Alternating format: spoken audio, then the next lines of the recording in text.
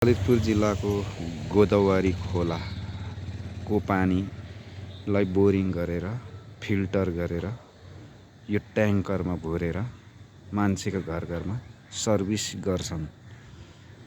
यो ट्याङ्करमा चाहिँ पानी 5000 देखि 7000 लिटरसम्म बोक्छ यो ट्याङ्करहरूले। योभन्दा अझ धेर पनि बोक्नेहरू हुन्छ, तर यहाँ छैन त्यो। यहाँ चाहिँ 7000 लिटरसम्म बोक्ने ट्याङ्करहरू यसरी लाइन लागिरहेको छ।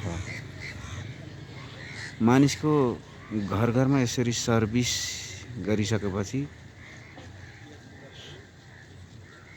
1600 देखि 2500 सम्म लिने गर्दछ। यो चाहिँ दूरी हेरेर, थोरै दूरीलाई हो भने चाहिँ 1600 सम्म लिन्छ भने लामो दूरीलाई चाहिँ 3000 सम्म पनि लिने गरेको मैले देखेको छु। अब यो ठाउँ त पानीको आकार भन्ने त सबैलाई थाहा छ नि त।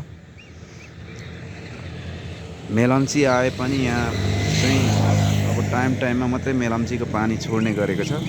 त्यसैले गर्दाखेरि ट्याङ्करको पानी चाहिँ चाहिन्छ। यो पानी चाहिँ तपाईँको पिउन योग्य चाहिँ हुँदैन। यो चाहिँ घरेसी प्रयोजनको लागि हो। यो 0.5% मात्रै यो चाहिँ फिल्टर गरिएको हुन्छ, 50%।